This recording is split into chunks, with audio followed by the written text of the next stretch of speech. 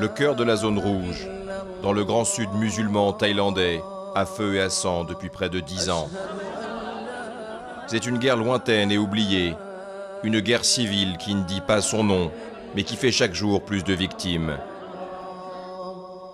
Matoher Ali est le père de Saoudi, un djoué comme on dit ici, un rebelle musulman.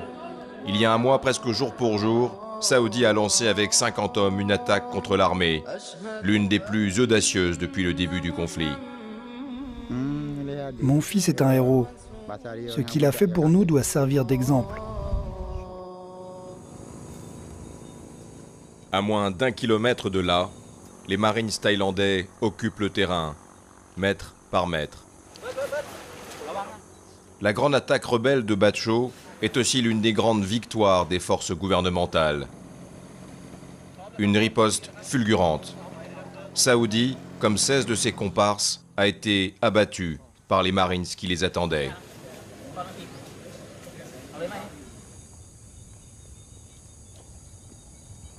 Les rebelles ne sont pas dans la jungle. C'est ici qu'ils sont le mieux, cachés dans leur village, parmi leurs familles.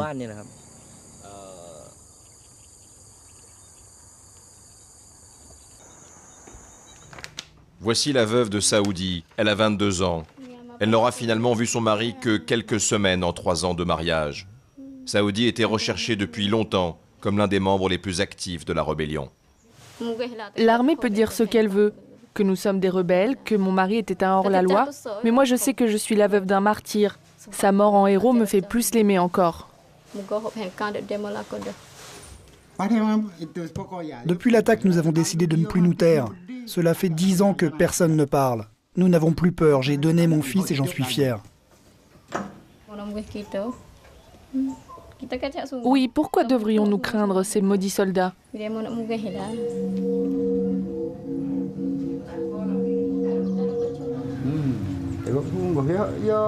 Tiens, regarde. Ils viennent nous narguer. Ils nous défient.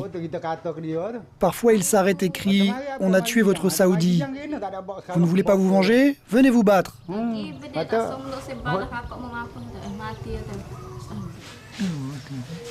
Moi, je rêve de la paix. Mais la seule paix possible, c'est l'indépendance. Tiens, regarde. Embrasse ton papa. Bat Chau est le village des veuves et des enfants. La plupart des familles ici ont donné leurs hommes à l'insurrection. Comme Saoudi, beaucoup ont été tués le mois dernier dans l'assaut contre les soldats. Les autres, les dizaines d'autres ont disparu en cavale. Pour les femmes, c'est le temps du deuil. Darouni et sa voisine ignoraient que leurs époux étaient des frères d'armes. Ils sont morts côte à côte lors de l'attaque. Nous sommes devenus sœurs.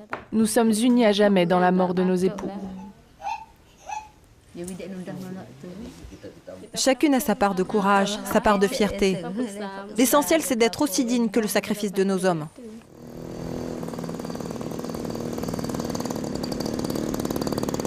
Saoudi était un enfant de Bat Chau. Il est né et a grandi sur cette terre d'islam, adossée à la frontière malaisienne. Il n'est pas allé à l'école thaïlandaise, mais dans une école coranique. Dès son enfance, son père avait ainsi fait le choix du refus de l'assimilation. Musulman avant d'être thaïlandais. Rien d'exceptionnel ici, une vie presque ordinaire. Tout allait bien. Demandez-lui. Il avait une vie normale. Puis il a été arrêté par l'armée. Ils étaient en prison ensemble. Demandez-lui. Moi, j'ai été jeté en prison simplement parce que j'enseigne à l'école coranique. Saoudi, c'est pendant ces 2 années enfermées qu'il a changé. On nous a torturés, c'était dur. C'est à ce moment qu'il est devenu un djoué.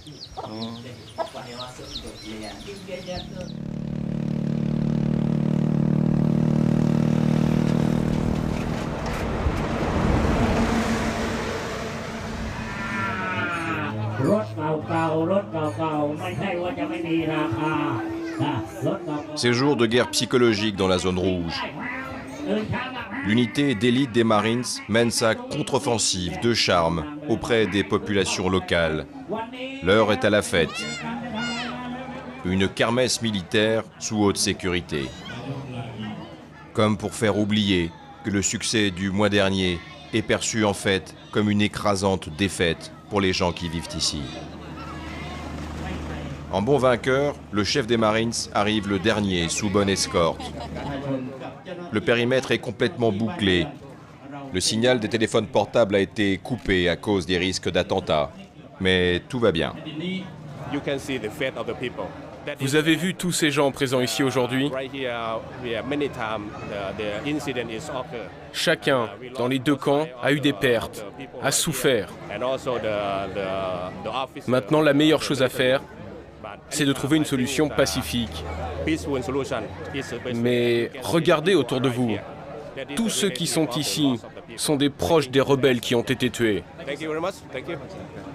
Le capitaine ne raffole pas de nos questions. Ce qu'il préfère bien davantage, c'est ce genre d'image, des enfants dociles entre les mains des militaires. Celui-là, il a l'étoffe d'un soldat. Ça se voit au premier coup d'œil. Sera-t-il soldat? Pourquoi pas?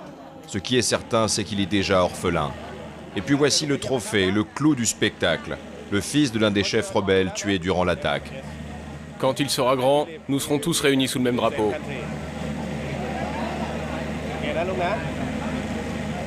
Cette guerre civile est aussi un jeu de dupes, un théâtre d'ombre. Au beau milieu de cette démonstration de force, nous allons rencontrer un proche des rebelles. Les gens sont là parce qu'ils y sont forcés. Vous croyez qu'ils nous laissent le choix?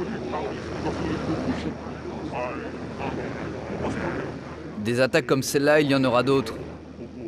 Il y a tellement de morts à cause d'eux, là. Ils ont déjà fait tellement de mal. Il fallait monter une opération d'envergure pour leur montrer que nous sommes chez nous.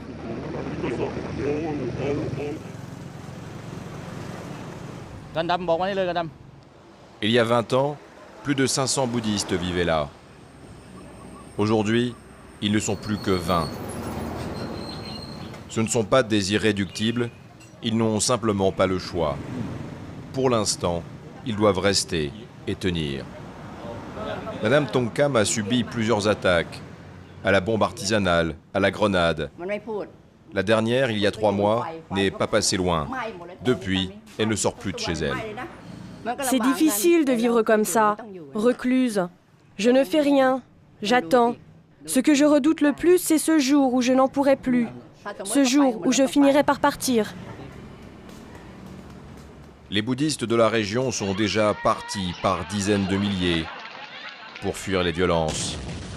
Des commerçants, des fonctionnaires, des instituteurs, perçus comme les instruments de l'annexion de cet ancien sultanat, il y a un siècle, par Bangkok. Une grève bouddhiste en terre musulmane qui n'a jamais pris. C'est ainsi que Madame Tongkham et son fils survivent cloîtrés dans leur maison de la rue principale de Bat Chau. C'est intenable. C'est de plus en plus dur pour nous. Qu'allons-nous faire?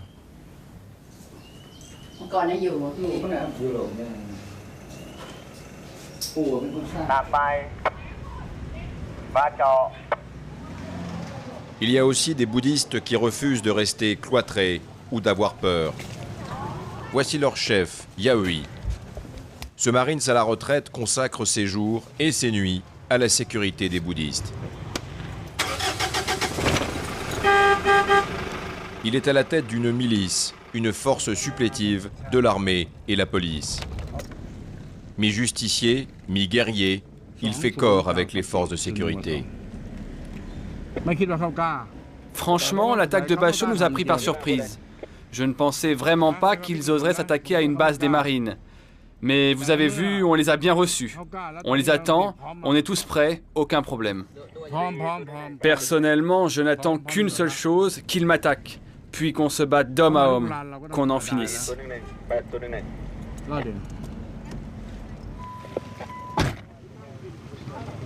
En fin de journée, ces miliciens bouddhistes se répartissent les checkpoints de la ville. En dépit des apparences, tous sont bien des civils.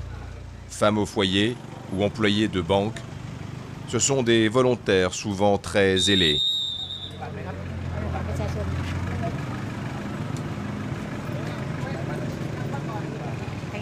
Les musulmans prétendent que c'est leur terre, mais ce n'est pas vrai. Nous, les bouddhistes, nous étions là avant eux. C'est historique. S'il doit rester un seul bouddhiste ici, je peux vous dire que ça sera moi.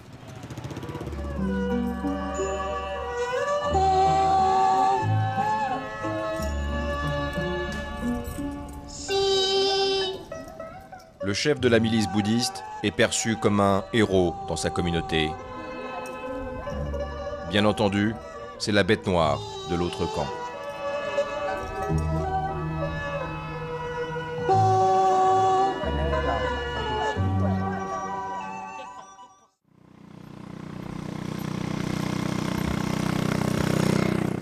Jamais le fossé qui sépare les deux communautés dans le Grand Sud musulman n'a semblé à ce point infranchissable. Les frères ennemis sont dos à dos, dans une surenchère et une spirale de violence qui semble de plus en plus incontrôlable. Aujourd'hui, Madame Tongkam veut aller prier, comme elle le fait une fois par mois. Les moines ne passent plus faire l'aumône le matin, trop dangereux. C'est donc escortée par la police qu'elle se rend au temple bouddhiste. La pagode de Bachot a déjà été attaquée à plusieurs reprises. C'est aujourd'hui un camp fortifié, défendu 24 heures sur 24 par une cinquantaine de soldats. Il n'y a plus que 20% de bouddhistes dans toute la région. Nous, on est là pour protéger la minorité. C'est normal, non? Il faut nous défendre, vous ne croyez pas? Les moines bouddhistes sont eux aussi pris pour cible. Les deux bonzes du temple viennent d'arriver. Ils ont été envoyés par l'armée. Ils savent à quoi s'attendre. De toute façon, on doit tous mourir un jour ou l'autre. Qu'est-ce que je peux y faire? L'important, c'est mon devoir, et mon devoir est de rester dans le temple. Certains veulent rester, d'autres veulent les chasser. Bachot est à l'image des 3 provinces musulmanes du sud de la Thaïlande, prises dans une guerre de position entre deux feux. Et il n'y a pas de compromis pour un avenir commun.